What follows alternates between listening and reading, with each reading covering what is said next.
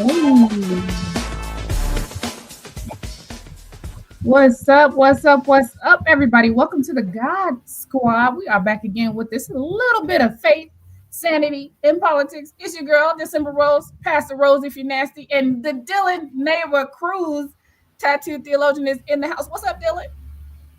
Oh, I'm just happy to be here and ready to jump into some interesting topics with our guest tonight while keeping one eye on the news. And there's been some halfway decent news this week, so we'll get to that later. But yeah, Yeah. great to be back on the God Squad pod where we bring you the fundamentalist fuckwittery and we point out the hypocrisy of Christian nationalists every week.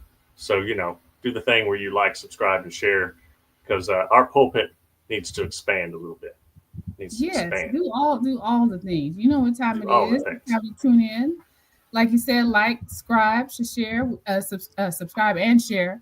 We live, and speaking of fundamentalist fuck wittery, I am so excited that we have a guest tonight who calls out the bullshit in her own way, and I love it. She does woke walks, she does all kind of stuff. She's an artist, she's an author, she's a content creator, and I don't even know if she intended to become this phenomenon that she has become. She's a phenomenon to me, that she has become. But the stars have aligned in her favor in this year of our Lord 20 and 25. And here she is doing amazing things. So let me just introduce our guest. We have tonight the Kelly Snyder, who is an author, artist, and content creator who blends creativity with courageous commentary. And it is courageous in this political climate that we're in. Through her Absolutely. writing, visual art, and digital content across YouTube, TikTok, Instagram, and she everywhere, y'all. She explores themes of democracy, justice, and progressive values. She's known for her insightful reflections and creative storytelling. I love her style, and I think you will too. Kelly invites audiences to think deeply, engage meaningfully, and imagine new possibilities for a more just and compassionate world. So she's just the kind of person that we want to be bringing in front of you. So I have a video that I want to play to give you an idea of Kelly Snyder, what she brings to the table, her style, her feel, her flow. And so I want to just play that for you if technology will cooperate with us. But I'm excited. I came across her just scrolling on social media one day. And I was like, you know what? I think we need this on our show. And after you hear her, I think you might think you need her in your life too. So, anyways, take a listen. Christian nationalists hate the separation of church and state, and they're destroying it because Trump will do anything for more power. The Heritage Foundation and the Federalist Society offered him a list of potential judges and said, we'll hand you the evangelicals all tied up in a bow if you'll just give us these judges. He signed off, and they stacked the courts. The courts then gave what they wanted, which is largely the elimination of rights for a huge proportion of the country. And Trump gets what he lives for, more power. Christian nationalism isn't about prayer in schools. It's a double-layered political strategy. On one level, it tells evangelical voters that America was founded as a Christian nation. Real Americans are Christian. And if democracy doesn't support their version of morality, it's got to go. Hint, it frequently does not support their ideology. And on the other level, the man behind the curtain level, the strategy is to ditch democracy and adopt an authoritarian system. Sound like something Trump might like? Yeah. He doesn't care about religion or any of its trappings, but he loves power, so he'll do the necessary lying, twist his arm, to convince they're on the same team. At the same time, he's painting anyone who isn't aligned with any of that as Satan. Once you frame political opponents as enemies of God, you can get evangelicals to sign on for just about anything. Case in point, America today. Suppressing votes, rigging the courts, sending innocent people to concentration camps with the Supreme Court's support, ignoring election results. Democracy comes with limits. Laws, courts, and it's kind of a stickler for facts. But Christian nationalism doesn't care about any of that. It just needs faith. You can make up the facts as you go if your followers follow with blind faith. So despite his extensive immoral history and the pride he takes in it, Trump has become central to a broad religious nationalist movement. Their mission is to ban abortion, eliminate LGBTQ plus protections, and replace constitutional law with a narrow interpretation of biblical rule, one that enforces patriarchal, authoritarian control. This is about as far as we can get from freedom of religion. It's all about religious dominance by people whose religion is power. One share shows you care about the First Amendment of the Constitution of the United States of America. Keep your eyes open, folks. Get curious. All right. So that is the Kelly Snyder. That's just one video. I love how she is able to pack so much truth and facts into just that one short video. And she does that with all her videos. They're very educational, fact-filled, straight to the point. And I like that. I like that there's not a bunch of fluffing, going on. It's just, this is what it is. This is what's happening. And that's what made me attracted to her content. And I know we have a lot of intellectual listeners and viewers, and I think you're going to enjoy her. So without further ado, I'm going to bring on the Miss Kelly Snyder. What's up? Welcome to the show. Hi there. And you know what's funny is I have another email address that is the Kelly. So I wonder if I sent that to you at one point. So, hi. I love it. Yeah, welcome to the God Squad pod, Kelly. Thanks for joining us tonight. Thank you for inviting me. So I got a question for you, and I'm sure Dylan does too. What made you get into this? Because I looked through your social media history. You hadn't always been a progressive commentator on socio-political, faith, not Christian, not any of that stuff. You're an artist. I believe you're an author. What shift, what happened where you pivoted into being a content creator and on something that's so controversial too? This is a relatively new space and new thing for you. What brought you here? Well, I am sorry to say this, but I realized only a couple of days ago that I can thank Trump for this, because when he was inaugurated the second time, I got extremely depressed and became very, very concerned. And of course, he launched right into destroying everything he could as quickly as possible. And I was a mess. So I just decided I'm going to post whatever's on my mind. And I had a question for myself, which was, is there a point in time at which we as a nation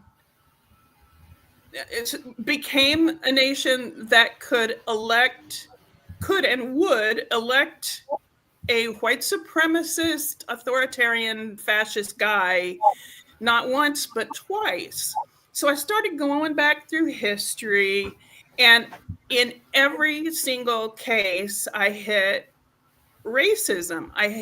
Racism had it in no matter what topic you go into, racism is part of the reason.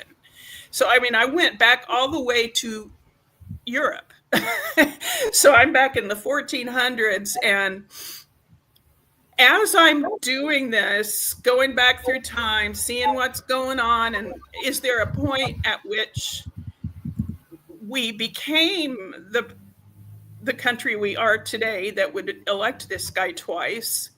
I realized two things. One was that there is no before. We've always been this country.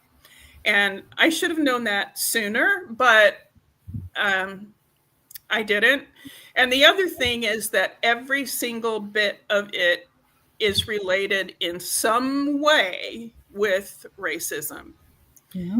And as I'm going through videos where I'm just like bearing my heart, talking about what's on my mind that day, my viewers, my followers just started skyrocketing. So I'm like, okay, everybody's interested in this topic. Everybody's on this topic. So Mhm. it's a fascinating topic to me as much as it's also horrible, but it's real, and that makes me feel like I feel motivated to keep digging, to keep looking. And so here I am, and I don't see myself going anywhere anytime soon. I've got pages in my journal of topics to hit on. So I'll be around for a while and let you know, unless, things can change on social media at any moment. So something could happen, but if I'm the decider, then I'm going to be around doing this same kind of stuff for a while. Yeah.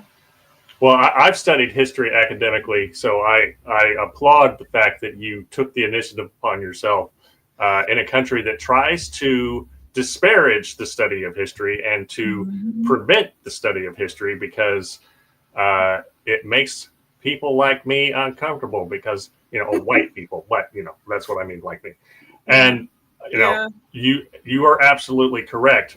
There was not a before. And I've written about this in multiple books, that there was not a before. White supremacy is the taproot of America, and it was institutionalized in our Constitution. And that's one of the reasons why Trump is doing what he's doing at the Smithsonian, trying to talk about how slavery wasn't all that bad. And he's probably hearing stuff like that from Doug Wilson, who is Pete Hegseth's pastor. And Doug Wilson wrote a tract or a booklet saying that slavery as it was, that that the master and the enslaved had a really basically a symbiotic and beautiful relationship, and it wasn't really all that bad. But Doug Wilson is a white supremacist fuckwit, so here we are. So I applaud the fact that there was an impetus, and in systems theory, it says that if you have a system, and it will just continue, it will perpetuate until there's a shock to the system big enough to change the system.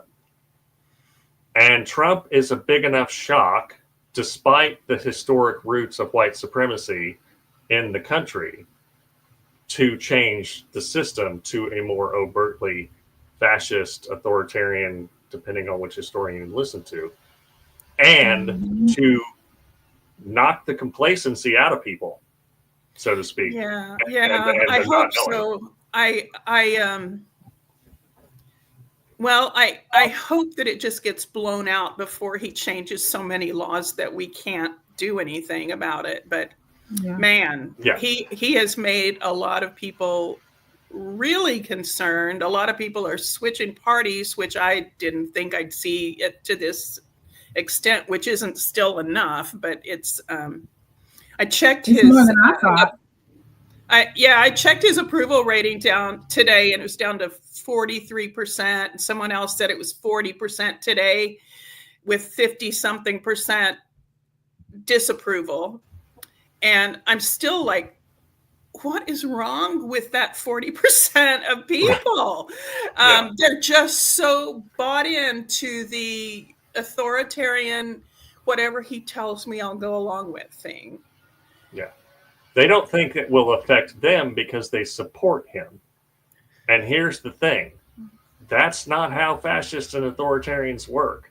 At some point, you no longer are useful to them, and your rights get taken away too. And we're seeing that start now. Yeah.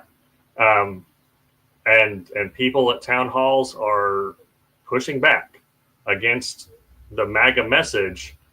And you can see Republican representatives of Congress lying through their teeth straight to their constituents, or telling them that they don't have the facts, or what all, assuming that everybody's a low information voter and an idiot. And that's something that, they count on. But people are waking up now because it's starting to hit their bottom line. Yeah. With tariffs and, inflation and all this other shit. Yeah. When my cat litter price went up.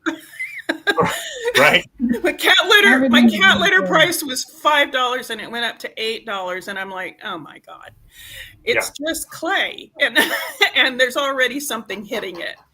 So Yeah, it's gonna the shit hasn't hit all the fan yet, but it's coming. yeah, We're in like that snowball. It's building. it's building. rolling downhill, gaining more And momentum. I don't know how they're gonna spin it when we enter into recession or retraction or whatever they're gonna call it, whatever term they're gonna try. I don't know how they're gonna spin it. If you bring Trump bad news about the economy, he's gonna fire you. So I don't know how they're gonna spin it to make it where the bad news is actually good news, because that's what they're gonna have to do to keep their job. So we'll see what happens. My question to you: you talk a lot on your videos and commentary about Christianity and how Christianity itself has fueled and fed, in your words, racism, and created this monster that has allowed Trump to be elected twice in this country. If you could just share with me, and I'm going to play one of your videos too a little bit later again. What do you think, from your perspective, I'm assuming you're a Christian or Christian leaning? Christian leaning. I don't call myself a Christian. I follow Christ, because Christians be on their bullshit lately. So I don't want to. I'm not trying to. I'm not a Christian. I have been a Unitarian for many, many years, but I consider myself an atheist or a secular Buddhist. So, but I'm cool with just Jesus himself. Yeah. Not all the other things that are fit into the Christian. Yeah. And what has been your journey? Because you have a lot of commentary on. I'm old. and where are you at, Kelly? Look, where are you in the country? Yeah. Well, I'm in Pittsburgh, Pennsylvania right now, but I lived all my life. From Dylan. What? I'm in Lancaster, Pennsylvania. Oh, hi. I moved here in 2018 for a job, and then I got laid off during COVID, and I'm like, I'm not going back to the kind of job I was doing before because I was too depressed. And, I worked at animal welfare, and it was just depressing. And so I decided I'm going to become a full-time artist. And when you're painting, you have a lot of time to think and listen to books. And it kind of led me to wanting to express some of the stuff that I'm thinking about. And then when Trump's second inauguration hit, oh boy, it was like, I've got to get this out of my system. So that's kind of I'm glad you did. Now, I did not know. I can't, from your content, I would think that you are a Christian exposing what really is Christian and what isn't. But to hear you say, I'm technically an atheist, that's actually surprising to me, just based on your content. But I'd like to know about your journey. Were you raised in a religious household? Were you raised Catholic? Were you raised Christian? At what point did you decide, this is a bunch of bullshit? I'm clocking out on this right here. I was raised in a very fundamentalist Church of Christ family. Oh, me too. You were! High five! Yeah. Can you also recognize Church of Christ people when you meet them or hear them talking in public? It's like there's just like a certain sense of humor or something.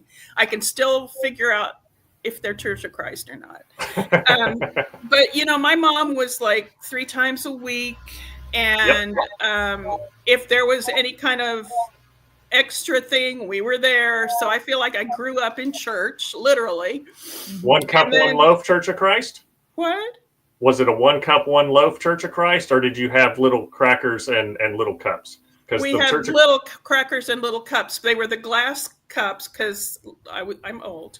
And they were the little, when I was a little bitty kid, the ladies made the unleavened bread like a pie crust.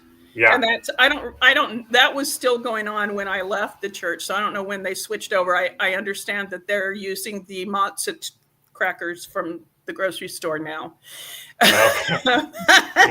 I grew up, my grandparents were 1 loaf, 1 cup. Oh, so wow. They passed the cup and everybody drank from the same cup. And it was one lump, and it was because they said, because that's what it was like at the Last Supper.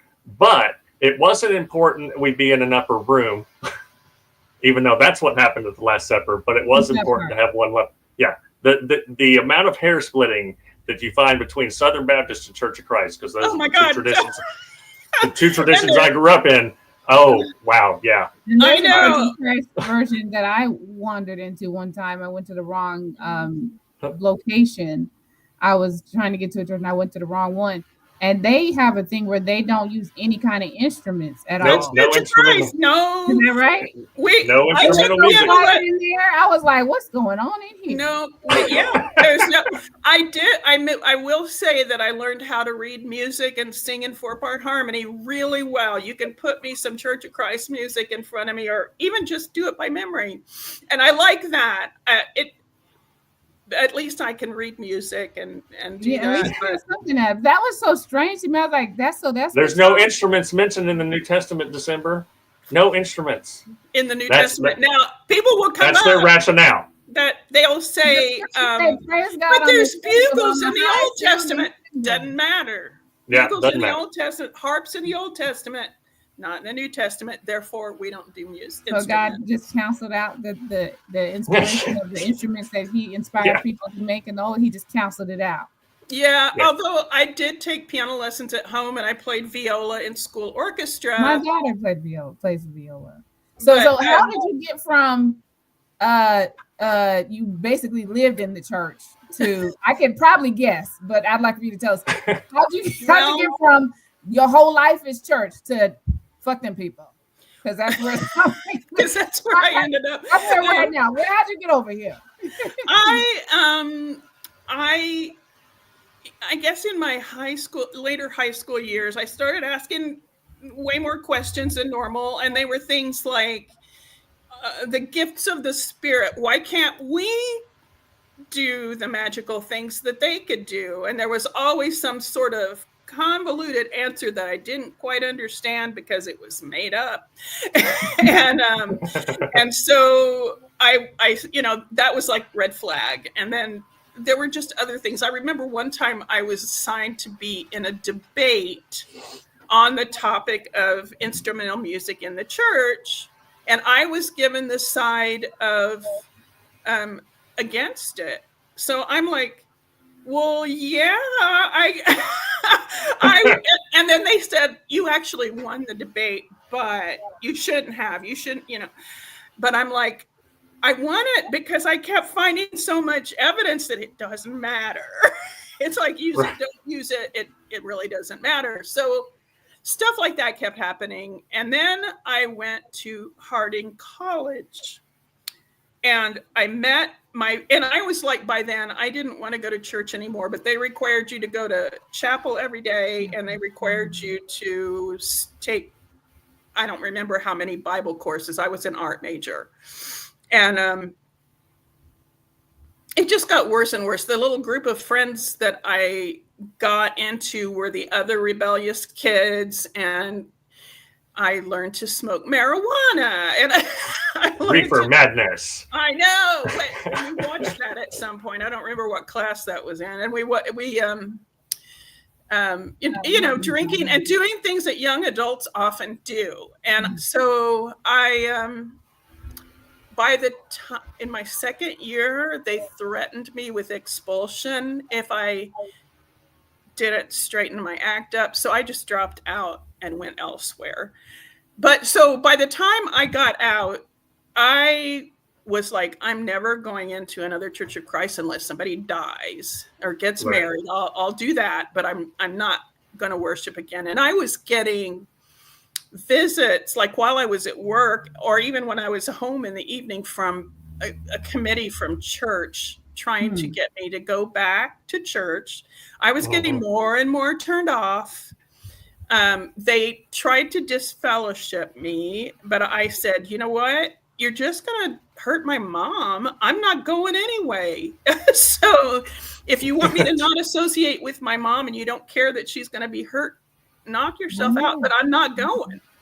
So they dropped disfellowship you for not going? I wasn't going to church, so they started coming to my house and telling me I should be going to church, but they were going to disfellowship me if I didn't start going back to church again, and that would mean that I couldn't have meals or sleep under the same roof with my family. And that was like until you got your act together, and I was like, I do care. I didn't want that to happen, but I wasn't going back to church. And so through my 20s, I was exploring everything. Like,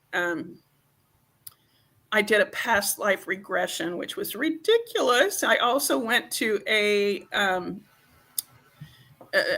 channeling of some other astral plane. That was also ridiculous. And then when I had my first child, I wrote an article that was called the tuna casserole syndrome, and it got published in several places. And it was about needing a community, and we had just moved from Houston to Dallas, and I was like, I really need a community like my mom had when we were growing up. And that's what I was looking for, a community. And I went to a Unitarian church not knowing at all what they were about. And my first day there, the first time I visited, they had an atheist woman stood up. The person that spoke that day was a guy who had been both a Jesuit priest and a Buddhist priest in his past. And his name, interesting combo. Yeah, and his name was Rob Roy. So, but he was great, and I was like, "Whoa, these are my people!" And then they had a conversation at the end where people stood up and said things, and this 80-year-old woman, she announced that she was 80 years old and she's been an atheist all her life, and I'm like, "Whoa!" Because she looked like she had a little blue hair and a grandma dress, kind of thing. Last thing I thought she was gonna say. I'm like, oh, she must be freaked out by everything he said, because that's the only kind of old ladies I knew. And she praised him to high heaven and told some stories of her own. And I was like, okay, these people are cool. I was a Unitarian. UU's got it going on. Yeah, I was a Unitarian for like 25 years, and I still would be, but I'm afraid of getting into a committee. So, they're very committee strong in UU churches, and that's a bad reason. I also don't like to get up early. So then I raised my kids. I still had some things to sort out. I was very close to the minister of the church, and he helped me to figure out some stuff in my head. So I did have a religious life. I spoke in the church quite a few times, and then I was just sometime during that time, my deconstruction started in high school and went all the way through my mid-30s. It took a long, long time. I needed to take breaks from it sometimes. Oh yeah, it's not an easy process. Yeah, it's like getting hard. the rug pulled out from under you. Yeah, it's like your whole reality is. And most people that I encounter when you use that word and when you talk about deconstruction, they seem to interpret that as some flippant, rebellious turning away from God or the church that you're doing. It's not that. It's an enlightenment. Yeah, it's like coming into a knowing that all this is some bullshit that y'all talking about. Yeah, and when you start to ask questions and you find out that it's all about control and power, like when you said they wanted disfellowship you, which meant you couldn't sleep under the same roof as your parents, and your parents, God, none of that is in the Bible. Where's that in the Bible? It's so mean. Because if you don't come to church, now your parents have to put you out the house, and they can't. That's so like anti-Christian, anti-Christ to me. You know what I'm saying? There's nothing about Jesus' life that would say that's what he would prescribe for you, for someone who doesn't want to come to church.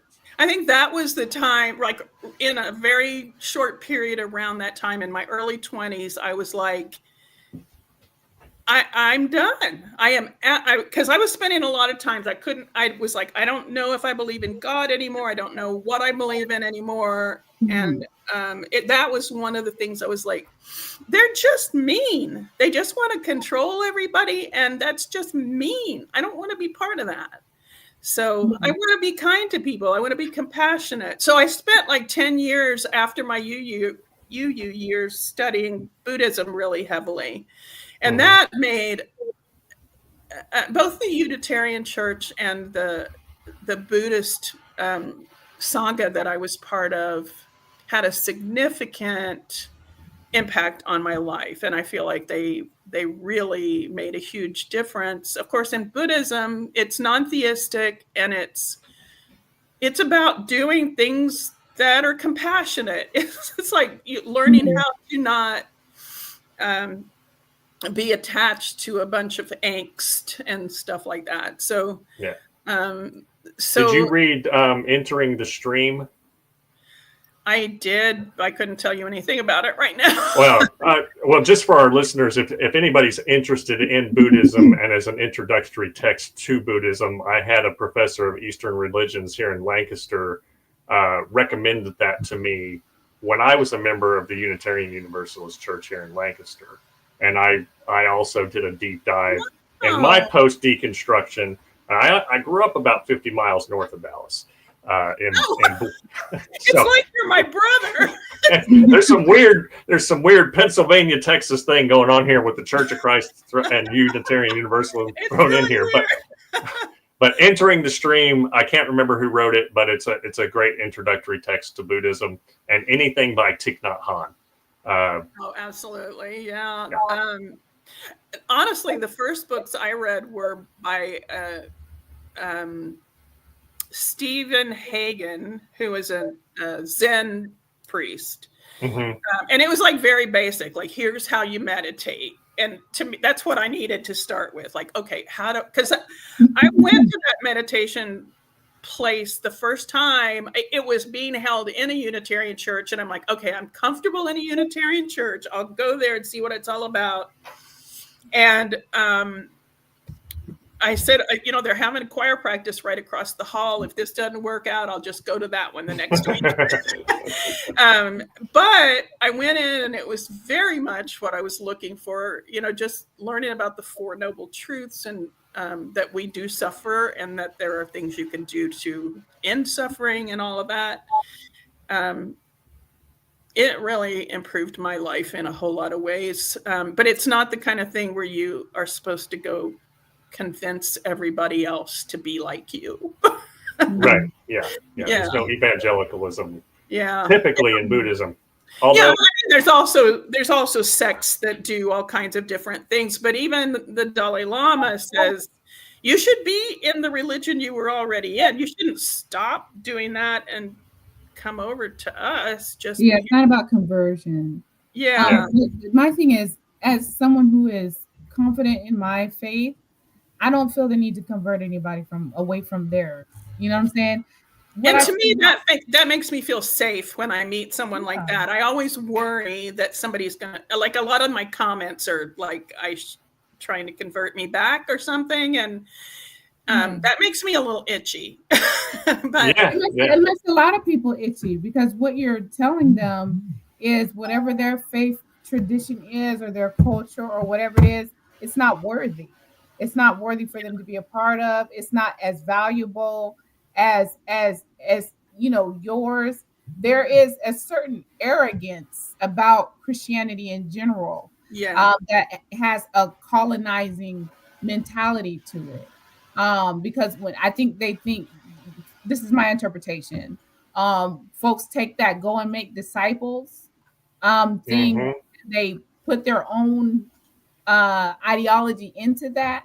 You know what I'm saying? Disciples of, if you're going to make a disciple of something, make it about unconditional love, mercy, grace, kindness, giving, compassion, empathy, which some MAGA folks want to tell you is not from God. I know. That freaks me out. Isn't that crazy? It's bonkers. make it about the life that Christ exemplified in the scriptures. But that's not how they take it. They want to make you convert to their religion in general, and then two, depending on which one of these motherfuckers you run into, their entire narrow denomination, and like the folk you came from, either it's us or nothing. Like even your family can't have anything to do with you. It's us or you're out. You know what I'm saying? And there's nothing about Christ, nothing about Christ himself that aids and abets that kind of theology. You know what I'm saying? There's nothing about you. There's so many interfaith interactions in the scripture, and Jesus Christ himself didn't demand that anybody follow him. And he was like, he didn't even the business. Yeah. He didn't even start the church. He was like, y'all just be good people and I'll tell you some stuff that will help you out. And and I don't Elaine says, in fact, Christ discouraged many from following him. Here's the thing too, and I could be wrong about this, but I'm hearing you, I'm listening, and I'm listening to your story, and I'm listening to your deconstruction journey. And I feel like there's levels to this when it comes to atheism. Okay. Yeah. I will consider myself a selective atheist. What does that mean? Okay. I feel like Kelly Snyder is a selective atheist, and I'll tell you why. Because I'm hearing you, I'm listening to you, and I've talked to a lot of atheists. Me and Dylan do a show with John Fugelsang, Tell Me Everything on Progress Radio. Progress 27 on Sirius XM, just a little plug right there. And we hear a lot of atheists. We have atheists called, you don't strike me as an atheist. What you strike me as is a selective atheist, which means, and I'll tell you what that means for me, and you can tell me whether or not this is true or not. I reject the gods of I reject the God that they sell it. I reject the denominational God. I reject the religious God. I reject the cult God. I reject any God that wants to tell you that you got to reject your family if they don't come to your church. I reject any God that wants to tell you that the LGBTQ, the queer young lady or young man, is going to hell. I reject any God that tells you that your wife, your mother, your daughter shouldn't have a vote or shouldn't have a say in what happens to their life, to their body. I reject any version of God that doesn't align with me to life, liberty, light, kindness, compassion, mercy, grace. Now, if you got a God going on that's lined up with all that stuff, I fucks with that kind of God. So I'm a selective atheist. I feel like you're a selective atheist. My atheism is just the basic definition, which is I don't believe in a creator God. I don't believe such a thing exists. But I do believe that humanity has the capacity to be kind and compassionate and all the things you just said. And I very much support that. And in fact, since I started doing these, the videos that I've been doing, I've been thinking that I would like to be a kind of non-theistic minister. I think about going back to the Unitarian Church, but their ministership takes way more additional college that I don't want to do.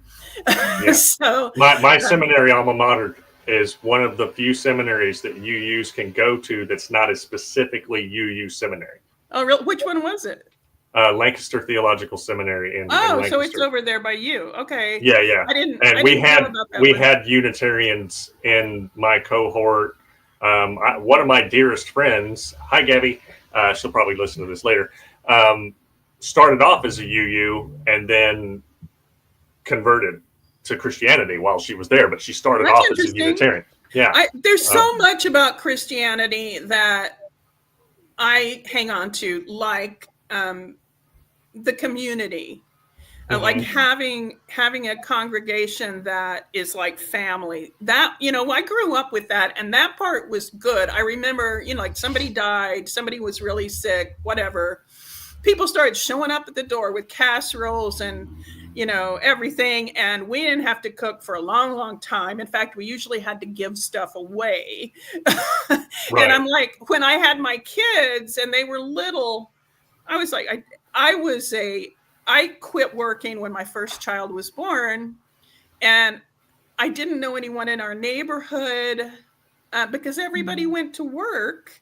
And I was one of those stay-at-home moms who was the only human in my neighborhood when my kids were growing up, and at least when my first one was little. And I wrote that article I mentioned, and really wanted some kind of thing. That's what the Unitarians did for me, because it was okay with them for me to be an atheist, to not believe in a creator God. But they also opened up my mind to a lot of different religious concepts. And, they had those beautiful services. We had a very kind of loosey-goosey minister, and we got to play music in church, and it wasn't real formal. We didn't have an organ or anything like that, but we had lots of music, lots of instruments, and it just made me feel at home. My best friends are from that congregation, and I have since we moved to Pittsburgh, I haven't found another congregation, and I'm thinking about it. I might get on with that before long, but I haven't committed yet. I kind of like being an old person with no responsibilities other than I work full time every day with painting and you sound like videos. You sound like me. Yeah. Every organization, I'm part of an organization called Ecclesia. Shout out to Minister Michelle Beach, and it's everyone has their own path to God. If you want to know more information about it, you can go to ecclesialove.com. But it's that same idea that it's not we have atheists, we have Hindu, we have Buddhists, we have a little bit of everybody in this group. And we fellowship for the most part online, but we come together for retreats and stuff. And I like the idea. Now, this is someone I pastored for a decade. Did you? Mm-hmm. I think that would have been a good job for me, but I didn't figure it out in time. Stressful. It's extremely stressful. I'll bet. To have people leaning on you 24 hours a day. It's not like you can clock out. You know what I'm saying? Right. And I found that mantle to be very heavy. I won't say that I won't ever go back to it. If I feel so led. Right now, speaking of, you said you might consider a ministerial path. I'm actually a student at Bright Divinity School that's on the campus of Texas Christian University. I have friends who went there and graduated from there. Yeah, so they were Unitarian. Surprisingly, for it to be in Texas, it's a very liberal theology seminary. But go ahead. Finish what you were saying.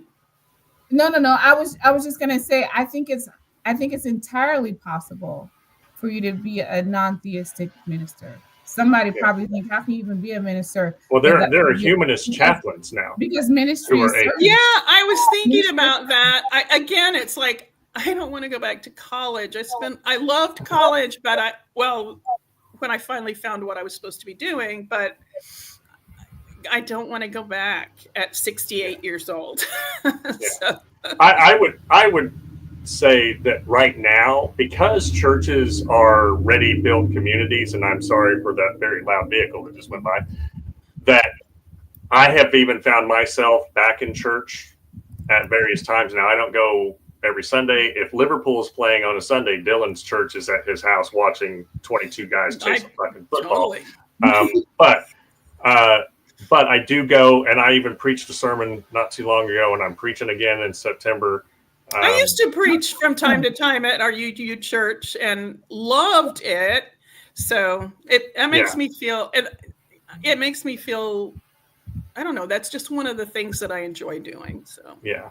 But I think that right now, given where we are as a country and where people are feeling disconnected and they're not feeling and disempowered, that some kind of spiritual community can provide some of that groundedness or grounding and feeling of community and that tuna casserole kind of thing that's going on. I know we've got churches here in Lancaster County that are doing really good social justice work and pushing back against the MAGA regime and helping people that are Nice.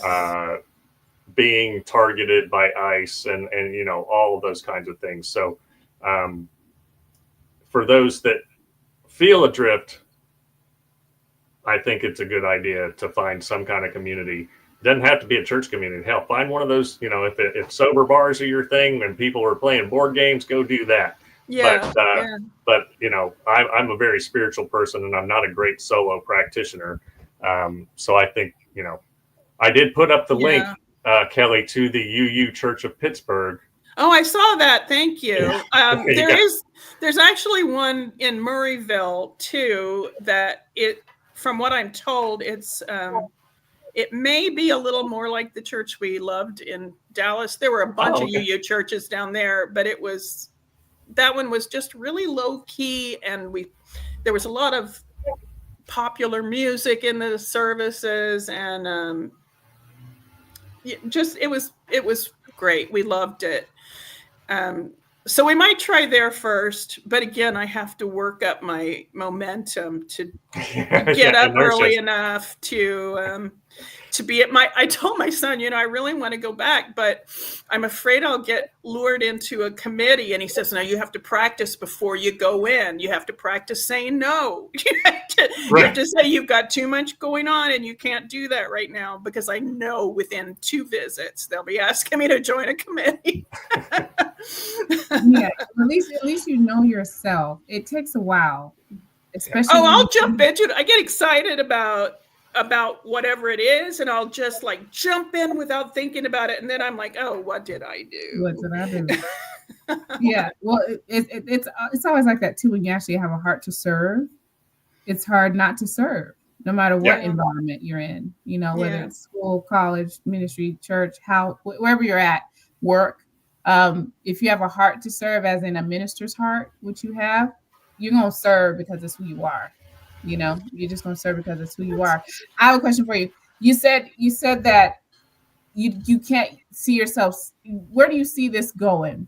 Is this something? Because, like I said, I looked back at your history, like your videos, your early videos are all art. It's all artwork, and then all of a sudden it's like, it's Kelly Snyder, bitches. I'm in. This is me. I'm informing y'all about white supremacy and Christian this and this and that. And where do you see? Is this something beyond Trump? I'm going to write a book. I'm going to play another video here shortly, but you are masterful at putting clear, concise facts and history into a short. It's quick education. It's meat. You're good at this. So what do you plan to do? I have a plan. I actually had a literary agent contact me the other day, and I am planning to write a book. I was blown away that she reached out to me, because that doesn't happen. So I don't know her very well yet, so I don't know if I'll go with her, but I don't know that I won't, because I liked her a lot. But it's something I mean, that's pretty cool. I've written 3 books and exactly 0 literary agents have ever contacted me. Yeah, so. I mean, I've written books before too, and I actually won a contest, and the company shut down and then got bought by someone else. And the editor that was at the one that got shut down went with the one that bought them out, and he went ahead and published my book. So that was almost by accident, because I won that competition. And then one I self-published, which I really hated, because I really like having, I could do it. I could do it better than I did before, but I'll do it differently. I've done that. And then I I just now finished a second edition of the other book about aggressive dogs. And because that was what my main career, I'm a behavior analyst and I worked with animals. So, Okay. So I wrote about the aggressive dogs that I worked with. So, well, before we wrap up, because we're getting to the end of the hour, I want to show one more video, and then ask you for some commentary on the other side, and because I just want to give our viewers an idea of how much information you're able to fit into one short video. I'm amazed at it. You definitely have a knack for this and a talent for it. I am not surprised at all that you got an agent called you. I think that's amazing, and I'm happy about it. I'm still pretty shocked about it. I'm excited about it. This one is Christian denominations that split over slavery. A lot of people don't know. Dylan has a personal story about this too, from his history where he comes from. Oh, with wow. it. I want to share this with you. I started making these videos because I am concerned about the convicted felon who's in charge of the country right now and supports a platform of vengeance and white Christian nationalism. And that led me to start poking around some uncomfortable corners of American history. When you start tugging on the thread of white supremacy, you don't have to pull very far before you come up with slavery. And then when you get to slavery, it doesn't take much more thread before you pull up a big old dose of Christianity, because Christianity and slavery were tangled up tighter than a Sunday dinner prayer circle. Let's talk about how deep that connection went. Some churches didn't just tolerate slavery, they built their entire denomination around it. Take the Southern Baptist Convention. Bingo. That wasn't just an accidental offshoot that happened to support Christianity. It was founded in 1845 because white Baptists in the South were furious that the Baptist leadership wouldn't let slaveholders serve as missionaries. Yes, really. They wanted to send out people who owned other human beings to spread the message of Jesus. And when the National Board said, and no thanks, that's a really bad look, the Southern folks said, okay, fine, we'll make our own church. One where slavery is just good old-fashioned Christian living. The SBC was created because they wanted slaveholders to preach the gospel. That wasn't a side issue. That was the issue. Then you've got the Methodists. In 1844, they split up too because of a dude named Bishop James O. Andrew. He owned slaves. The Northern Methodists told him to knock it off. The Southern ones said, well, that's just how things are done down here. So the Southern ones peeled off and formed the Methodist Episcopal Church South. Nothing says Christ-like compassion like clinging to chattel slavery. And then we can't skip the Presbyterians. When the South seceded in 1861, the Southern Presbyterians also bailed from their main denomination. They created the Presbyterian Church in the Confederate States, and they weren't shy about it. They published sermons declaring that slavery was ordained by God, good for the enslaved, and essential for maintaining order. Because apparently Jesus loves the little children, but only if they know their place. So the next time somebody tells you Christianity shapes this country, maybe you need to ask them which version they mean, the one that preached love and liberation or the one that built pulpits on the backs of the enslaved. Get curious. Oh, Bingo. I love that. I love that. And see, there's so much people don't know. They don't know where did the Southern Baptists come from. They don't know why the Presbyterians split. They don't know why is there Methodist, CME, AME, African Methodist, CME, which used to be Colored Methodist, but I guess now it's Christian Methodist. Why all these splits? You know what I'm saying? Yeah. And it's amazing how many of these denominations were born literally on the back of slavery and trying to keep it going, but trying to keep God wrapped around in the Bible. Yeah. It's been really eye-opening to me as well. It was just like, I knew that I didn't want to be part of it, but I didn't know how much I was glad to not be part of it anymore until I really started digging just this year and finding out, some things I knew a little about, but many things I didn't have a very deep understanding of, like this. And wow, there's more that I haven't done videos on. I've got a really long list of videos that I still plan to do. So yeah, that was just a few minutes. In those few minutes, you exposed at least 4 major denominations in the United States who had a major split based on slavery. Why can't we serve God and own people? We don't like that. We're gonna go over here and create this other community where our God is okay with us owning people and raping them and beating them and buying them and selling them. Our God is all right with that. So we're gonna go over here. Yeah. But Dylan, he has some history with that whole conversation, especially with the Southern Baptists. Yeah. My first wife went to Southwestern Baptist Theological Seminary, and I grew up splitting time between the Church of Christ of my grandparents and then the Baptist church in the town Blue Ridge, where I ended up moving to just before I turned 12. And I asked Karen one time, why was it called Southern Baptist? Did that have anything to do with slavery and the Civil War? And this was a seminary graduate of a Southern Baptist seminary, and she said no. And I think that she genuinely didn't know that. So I don't know how you go to a seminary for 2 years, and then before that, she went to Oklahoma Baptist University, and that was never a topic that came up. And that tells me that they were still cool with it. And now the Southern Baptists have ostensibly apologized for slavery, and yet so many of the Christian nationalists in America today are Southern Baptist. They really are.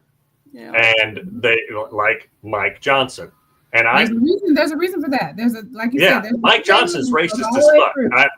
He can pretend he ain't because he had that black kid living with him or whatever. But proximity does not mean to people of color does not make you not racist. You know who else had proximity to people of color?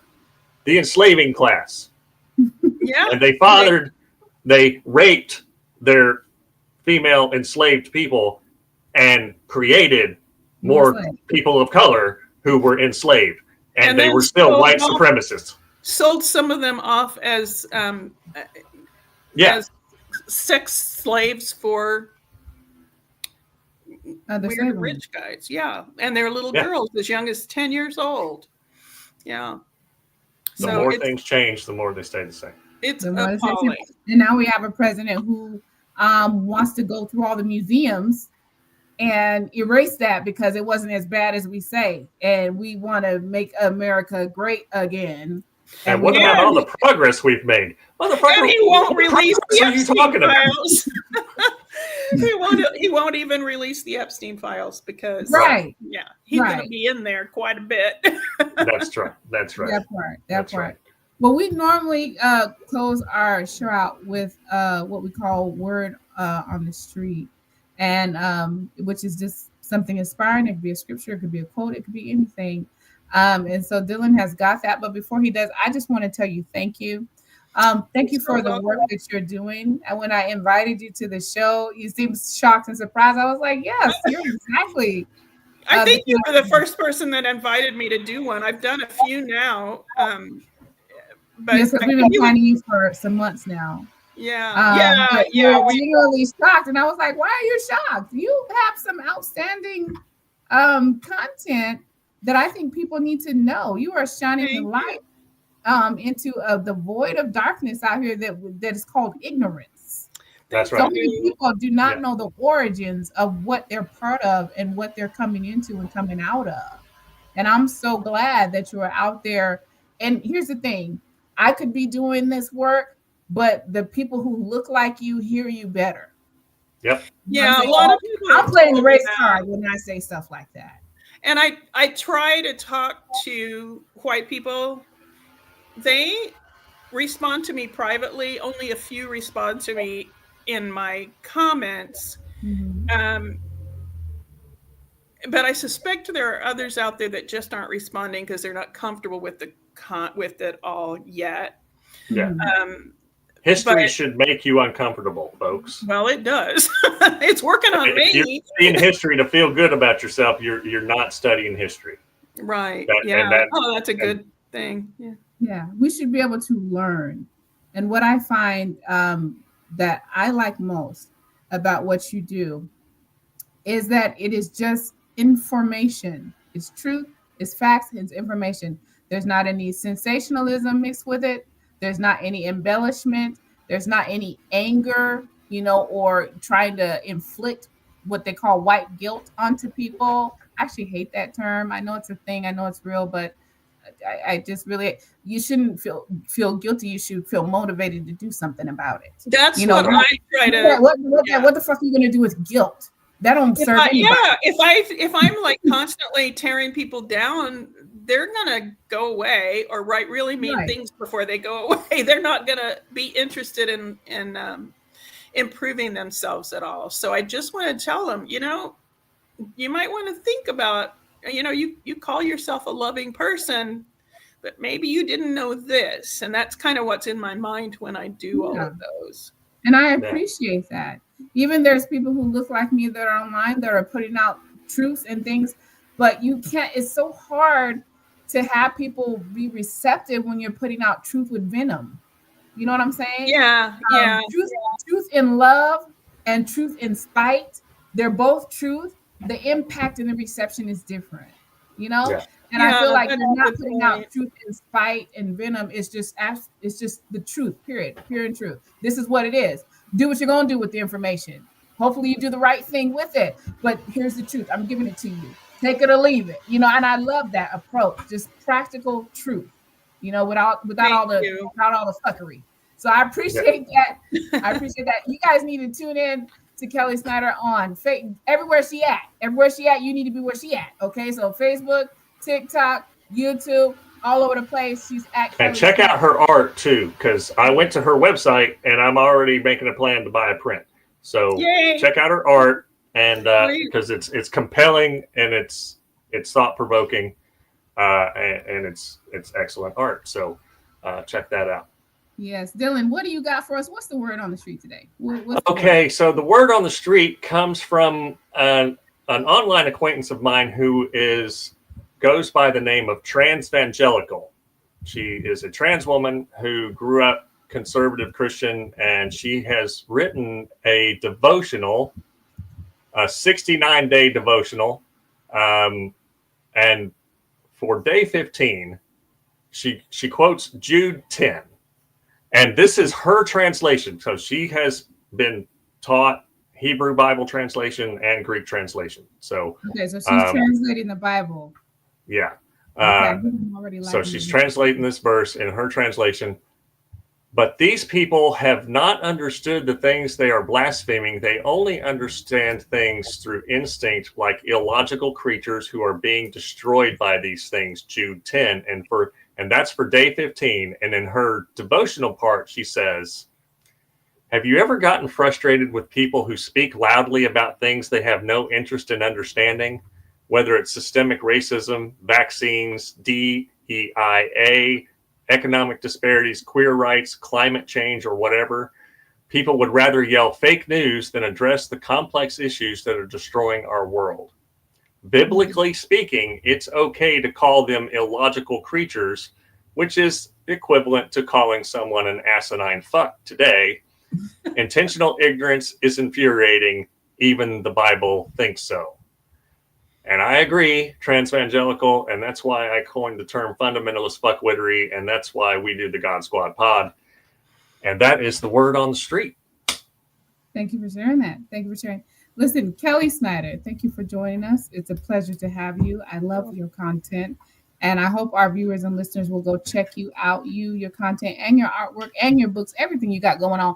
And if you decide that you're going to go with this agent that contacted you and write a book, please let us be your first interview to help promote your book. Woo! Once you drop it on the scene, okay? You'll be the first people I call, aside from my husband and my kids. Excellent. Well, Dylan, did you have any closing words? And then we'll give the last word to Miss Kelly, and then we're gonna be out. Well, if you know where to look, there has been some good news this week. So I will plug the Scott Dworkin report because he likes to point out all the ways in which Mango Mussolini is losing. And so check out the Scott Dworkin report for some good news from this week in the world of politics. And that's what I got. One thing I would like to say is to please those of you who do pray to keep the families and children in Minneapolis in your prayers with the mass shooting that happened in at the Catholic school a couple of days ago. I know we are seeming to get immune to this thing, but it's never any less tragic than the one before. And so just want to ask you, if you do pray, to lift up those families in your prayers. And even if you don't pray, just send your good energy and good vibes or whatever stuff you do in this universe to put goodness in the air. Just do that. So we would appreciate that. And Ms. Snyder, you get the last word. What you want to tell the people? One of my closing remarks is I'm not an expert. I'm just an avid learner, and you can be one too. And I invite you to join me. So I like for people, and then always get curious. And it's about, you no matter what your background or education is, you can Google things and get books. There's so many books on this kind of thing. And it's fascinating and it's heart opening. And I hope that you'll get curious and join me in this journey. The more people that are looking into it, I think the more of us can join together and make a difference. Yeah, absolutely. I've written 3 of those books, so just a little shameless plug there. If you're curious about some white supremacist history, check out my 3 books. I'll be looking at them tonight. Well, Ms. Snyder has the last word. Get curious, y'all. And after you get curious, like, subscribe, and get acquainted with Kelly Snyder's content online at Kelly Snyder Art. That's our show. Thank you for tuning in. We got more for you coming next week. Until then, love, peace, and chicken grease to all y'all. Y'all stay cool out there, and we'll see you next week on the God Squad. Yeah, Dr. Bruce Epperly will be joining us to talk about process theology from our past time when we had him scheduled and we had technical difficulties. So Dr. Epperly will be here next week to talk about process theology, which is a whole new way of looking at God, a whole different way of looking at God than the mechanistic, Calvinistic, sovereignty nonsense. All that. All right, y'all. Till next time. We out. Thank you, Kelly. Good night, everybody.